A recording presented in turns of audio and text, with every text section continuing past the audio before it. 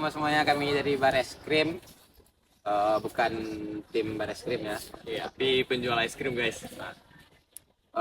Jadi perkenalkan, saya Muhammad Gazi. Saya Nabil Ihsan, saya Gufron, saya Fanur Wanarofah. Jadi kami akan menceritakan bagaimana kami memulai bisnis kami, yaitu Bar Es Krim, hingga lumayan dikenal di Kota Padang hingga saat ini. Mungkin gimana Gup, awal kita bikin bisnis Gup? Awalnya iseng teman-teman, cuma jualan kecil-kecilan gitu di Car Free Day atau sekitaran kampus kan. Tapi karena Gazi melihat ada peluang, karena produk kami cukup berbeda dengan produk yang ada di pasaran, maka kami berniat untuk menjalankan bisnis ini dengan lebih sistematis, menggunakan modal yang lebih besar dan sistem yang lebih terstruktur. Jadi untuk selanjutnya itu untuk street vendor sendiri kami kan menggunakan konsep street vendor. Ide itu muncul dari Pak Lur. Gimana Pak Lur? Nah, jadi ide street vendor ini muncul karena kami banyak melihat seperti kopi-kopi yang berjualan menggunakan sepeda motor ataupun sepeda listrik di tepi-tepi jalan ya. Dari itu tuh kami terinspirasi untuk membuat stand es krim juga seperti itu. Karena kami melihat peluang yang sangat besar, apalagi seperti di daerah kampus dan banyaknya pelajar-pelajar gitu. Jadi kami di sini menyediakan es krim itu dalam porsi mini. Misalnya dalam satu porsi itu ada 10 sama es krim itu mini-mini. Nah itu tuh idenya dari Nabil. Ya, awalnya ide untuk membuat es krim dalam porsi mini ini yaitu karena kalau dibikin dalam porsi yang lumayan besar itu bikin konsumennya jadi enak terhadap rasa es krim itu. Kemudian di lain itu saya mengidekan untuk bikin es krim dalam porsi mini itu supaya varian rasanya juga bisa banyak dan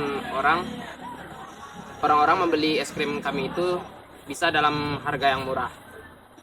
Nah gitu teman-teman. Nah terus awalnya itu kita berapa porsi dalam sehari Gup? 30?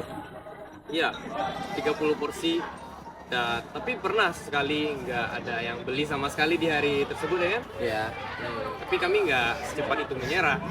Mungkin coba cari lokasi lain yang lebih ramai atau yang lebih tepat dengan calon konsumen yang sesuai dengan produk kami. Dan akhir-akhir ini ya bisa bersyukurnya kami bisa konsisten menghasilkan sekitar 100 ya sampai 120 lah. porsi perharinya. Jadi pernah waktu itu ada event-event tertentu kadang penjualan kami itu mencapai 150 porsi dalam sehari. Nah, itu merupakan salah satu pencapaian bagi kami sendiri. Event apa Bu? Bakti. Oh Bakti. Oh ya Bakti. Nah untuk produksi sendiri itu kami produksi sendiri ya guys. Itu awalnya itu dari apa?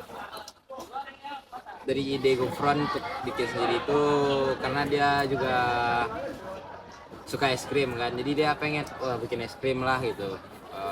Jadi awalnya itu kami bikin es krim kalengan yang dari botol kue itu.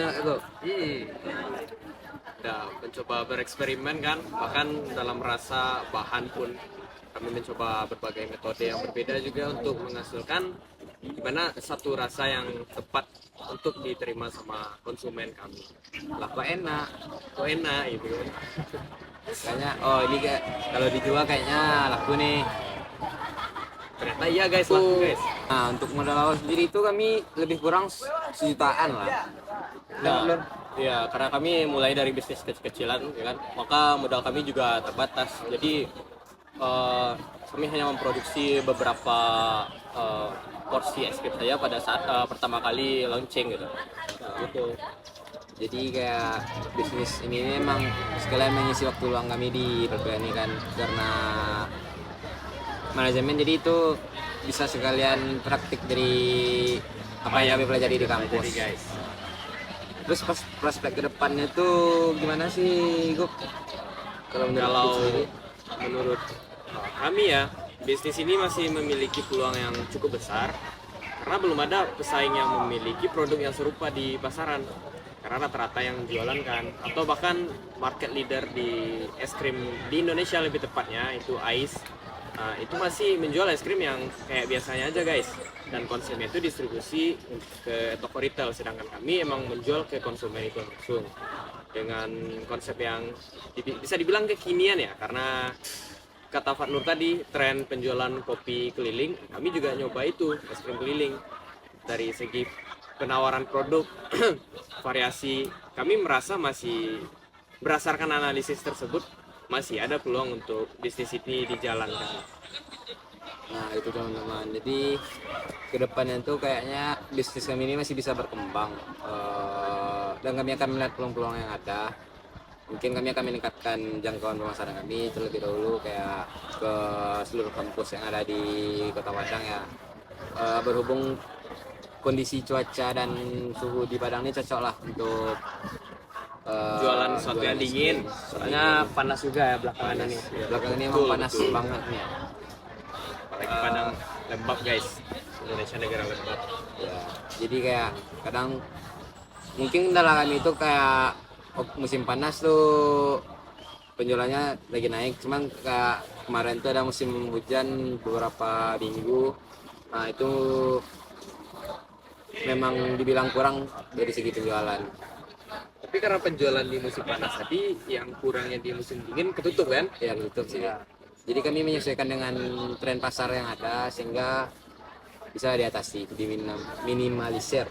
Ya, nah, Untuk kerugian. jadi gitu guys, kita walaupun sejauh ini oke dan konsisten mendapatkan keuntungan setiap harinya, tapi kami selalu mencoba untuk melakukan improvisasi, selalu melihat peluang apa yang lebih besar dan selalu melihat apa yang kurang. Karena tidak melakukan peningkatan itu sendiri juga bisa dibilang udah melangkah ke kemunduran. Sekian guys. Mungkin segitu aja dari perjalanan bisnis kami.